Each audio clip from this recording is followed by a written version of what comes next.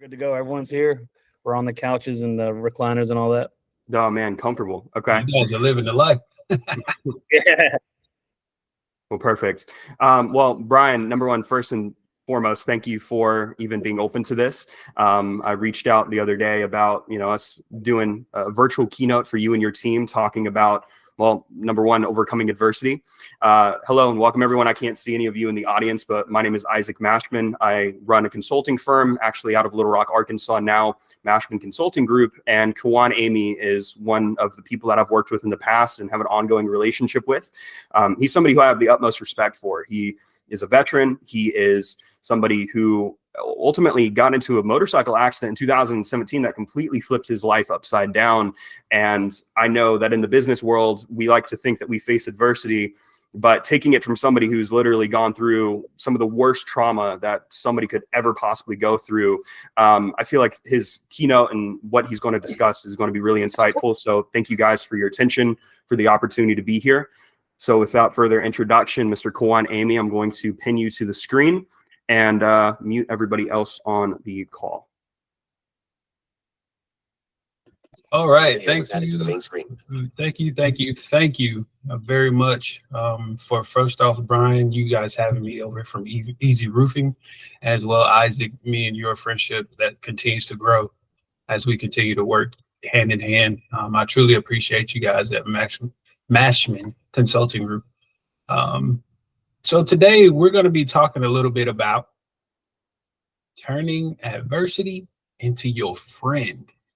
And yes, you heard me correctly. Turning adversity into your friend. And I'm pretty sure everybody out there is probably wondering, well, how the heck would I do that? Or why would I even do that? Before we jump into that, let me go back and give you a little bit of background about myself. Yes, it was already mentioned, but my name is Kijuan Amey, Durham, North Carolina native. And I also served 10 years in the United States Air Force as an in-flight refueling specialist. I was completing a degree to become a pilot in the Air Force, but that was hindered due to a motorcycle accident that I suffered on May 5th, 2017. This motorcycle accident would not only, break limbs and fracture my skull, but it would also leave me visually impaired. So yes, these shades are very cool. And thank you, Ray-Ban. But this is just another sign of showing that, yes, I do have a visual impairment.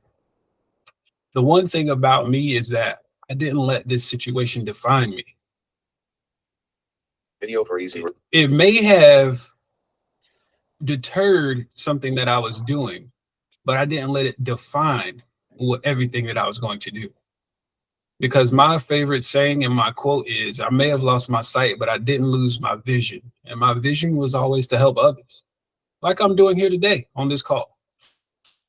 The big thing here, and that I hope we move forward with, is just that we learn how to deal with adversity and make it a thing that's not going to hinder us, but we can turn it and help us. So the first topic that I want to talk about is how we embrace and or confront the issue of adversity.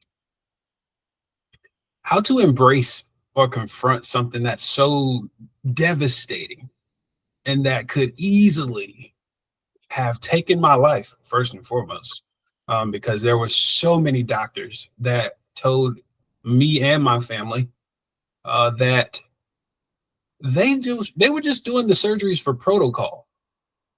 They did not think I would make it.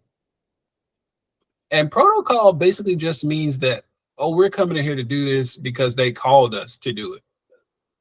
We had a phone call to do it. Not because they were like, oh, he's going to make it. We got to make sure he makes it. No, that's not what they were doing. But since I am a faith believer, and so is my family, we prayed and we believed. And here I am today. Not only because of those medical staff, but because of the power of faith. Now, moving forward with that, when you're embracing that issue or that adversity, It's not like a half-hearted thing. You have to embrace this thing wholeheartedly. You can't just say, okay, today I'm okay with it, and tomorrow everybody's going to catch fire. No, you have to understand that this thing is now a part of you.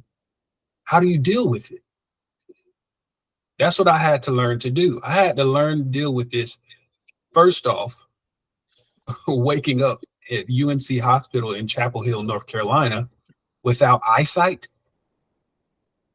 and without being able to talk, because now my jaw is broken from a motorcycle accident. Yes, I was wearing a helmet. Yes, because I would not be here in front of you today. You might not even know that I've broken my jaw because of how well I speak. I love it. Everybody gets that every single time I say that. They're like, wait, he broke his jaw? Yeah, I broke it. But there's this thing called occupational therapy that they help you learn how to speak, learn how to talk, learn how to eat, because eating is something that is affected when your jaw has been broken and it's wired shut for over a month. Your muscles in your face get very, very tight, and they have to be loosened up again. But these are the things I had to say, well, what the heck do I do with it? How do I advance from this point to the next? The way you continue to do that is, like I said, wholeheartedly, not half, wholeheartedly embracing the adversity. I had to say that, yes, I might not be able to see, but I'm going to figure it out. Yes, I might have broke both of my legs and my back. I have 2 rods and 12 screws in my back that I will live with for the rest of my life. And I have metal rods in both of my legs. I broke my femur, which is the largest bone in your body, and my tibia and fibia in the other leg. But the thing is, even though I had to learn how to walk all over again, and I do not recommend that for anybody. As a child, it's okay because you're little. You don't have all this weight you're carrying. But as an adult, that's a lot of weight. 100 pounds or more is a lot of weight to try to hold up when you have nothing of muscle to keep you up. So now that's where the parallel bars come in. You got to use your arms plus your legs. And I tell you, every single step I took, I made it in a sure determination that I was going to keep walking. And today I can jog, not just walk, but jog. So with my next point that I would move on to from that is to continue, and I mean always continue to gather informative knowledge. And what I mean by that is when you're gathering the knowledge that comes with adversity, that's just going to make you more smarter, knowledgeable, ready to attack anything that comes your way, ready to make sure that your next day, not just the day that you're in, because yes, we do live in the present. A lot of us do, and we don't think about the future, but that even your next day, you can attack and conquer, because that's the biggest thing. We might get through these days and to the point where we're just laying back and counting the hours, the seconds and the minutes. But at some point, when is it a productive day? At what point is it a day that we say, I accomplished something? Because every day can be like that. If you just look back and look over, and just, all you need is 3 things, just 3 major things that you felt like, I got something done today. And I'm not talking about a honey to-do list. I'm talking about your own self list, like your personal list. So just because somebody else asked you to do it, that's not the list I'm referring to here.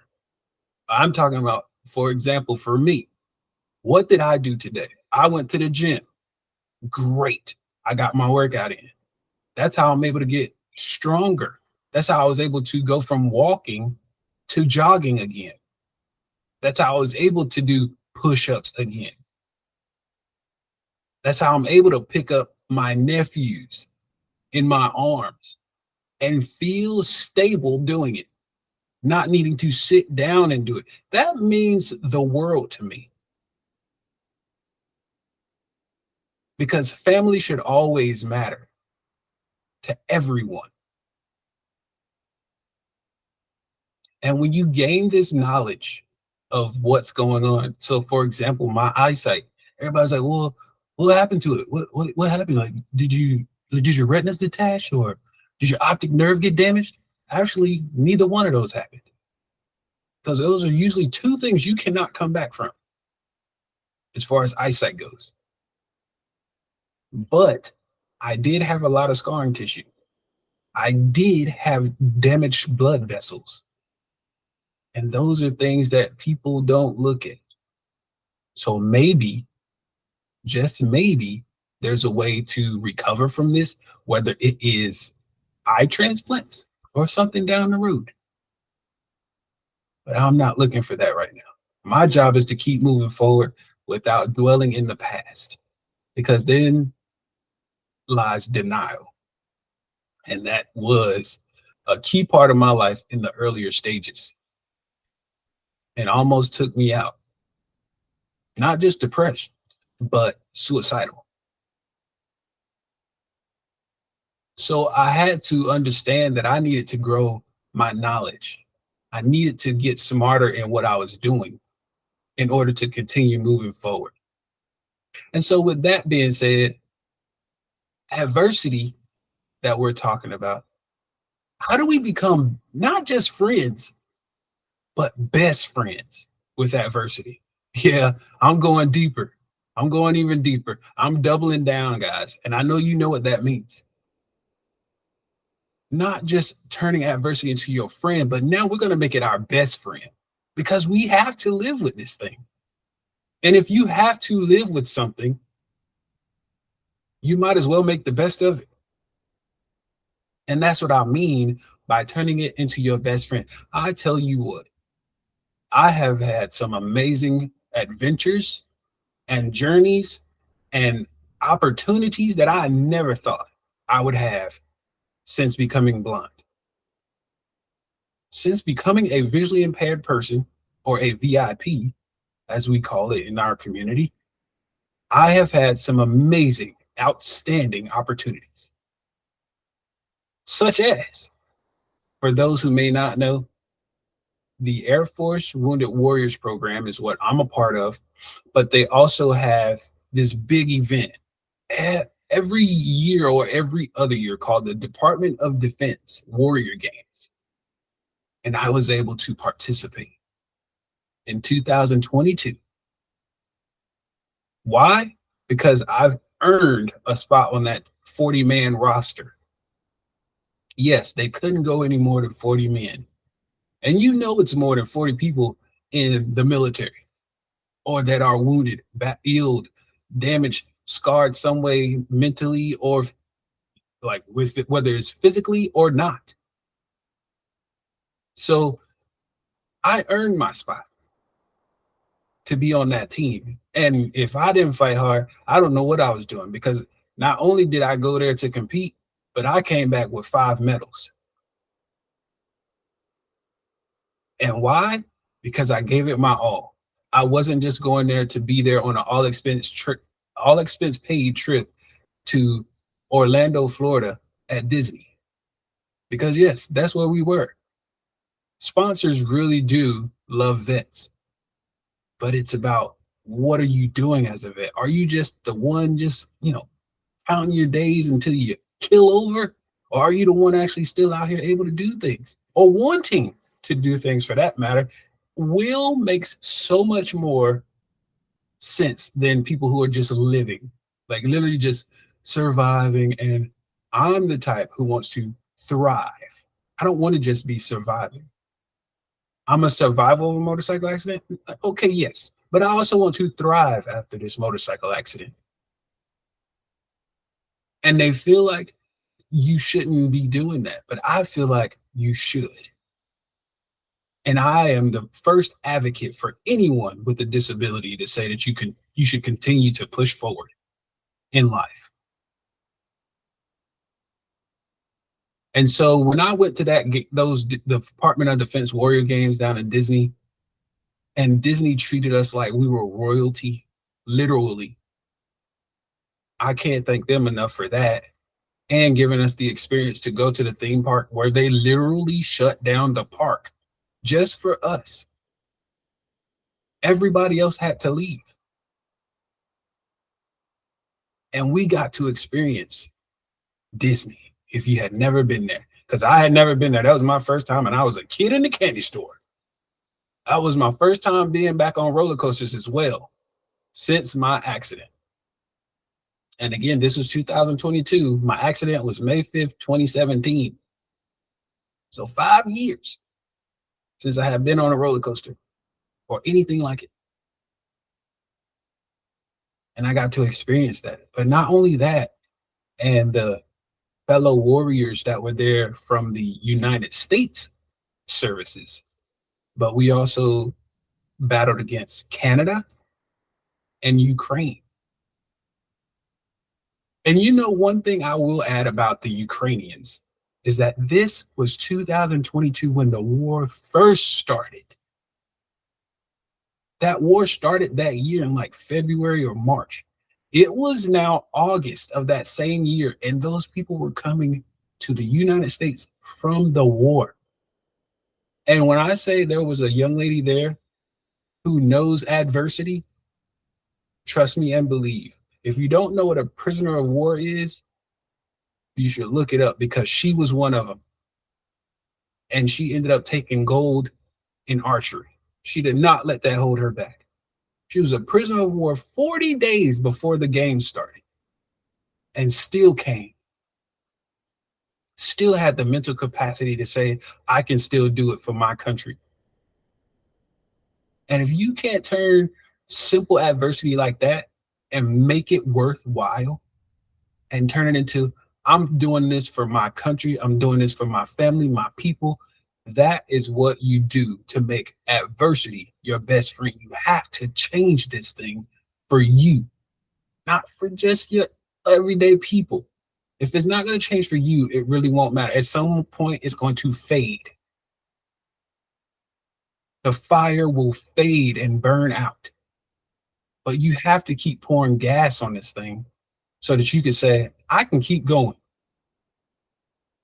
And on my last point, because this brings me to my last point, that's when you can say, I can conquer the world. And the reason I say this is because I get it all the time. I go places, I post pictures on my social media, whether that be Facebook, Instagram, Twitter, or X now, LinkedIn, all of these things I'm posting on. And people are like, dude, when do you sit down? Like, are people riding around with you? Who went with you on this trip? And I get these questions all the time. Most of the time I'm going by myself. And I get aid or assistance when I get there. Because where there is a will, there is a way. I'll say that again, because I know you've heard it before. Where there is a will, there is a way. So when I mean you can go conquer the world, I've taken flights. I've, jumped in other people's cars, whether it be Uber or a friend's car, and we'll hit the road to go to a competition, go to vacations for that matter. I mean, it doesn't have to be competition all the time. You can go have fun. There's nothing wrong with having fun, because that's our way of rest and relaxation, to recuperate and get back ready for our jobs per se, or just to say we unwind. Because we all need it as humans. At some point, you need to unwind. But I found out that there were different methods of me being able to travel by myself, whether it was on the airplane, letting TSA cares know that I'm coming through the airport and I need help with security, whether it was calling the airline that I'm flying with and letting them know I will be a passenger with a disability on your plane. So please notify the crew members through the passenger manifest. And I speak these terms because I used to be this person in the military. I knew this lingo in the military. So that's why I speak highly of these terms. And the other thing is you're just letting everybody be aware of who you are and your situation. Because when you just show up as if somebody's supposed to know everything about you, that's not how you do it. I would rather know what's coming versus just to show up and be like, well, what is this? Have you ever went to your house and you saw something that you were just like, wait, what is that? That's not, no, that's not cool. Who's at my house? That's what you get.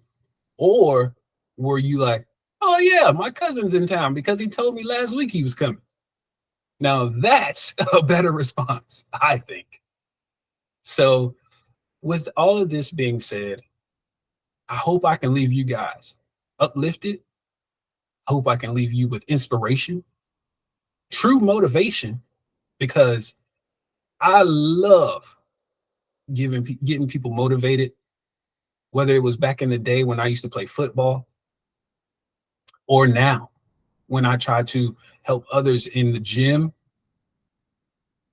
or even just, you know, on my day-to-day speaking, whether it's one-on-one, not just, you know, motivational speaking, but one-on-one speakings, whether I'm on the phone with a friend who's down and out, who just feels like the world is falling apart, because we're all there. We're just like trying to figure out what's next. Take your time, take a deep breath and say, we can get through this, because we're going to turn this adversity into our friend. And if you found this motivational speaking engagement insightful or helpful, feel free to reach out to me at ameymotivation.com. And that's AMEY motivation.com, or all of my social media handles, Facebook, Instagram, X, formerly known as Twitter, or LinkedIn at Kijuan Amey. And I thank you very much for your time. Excellent. Thank you again for taking the time to speak to the Easy Roofing crew. I know that Brian and his entire team probably got so much from this. I know I did. It was excellent, and the first of many, many more. Brian, I wanted to open this up if you or your team have anything to say to this, or we could wrap this up until next time. They just said thank you for coming on. We're clapping. Oh, thank you so much. I really appreciate you guys. I really truly do. Awesome. Thank you very much. Well, let's go close some roofs today, make some money, do something great. And Kijuan, I'll be chatting with you shortly. Same with you, Brian. It was an absolute pleasure, everyone. And we're set.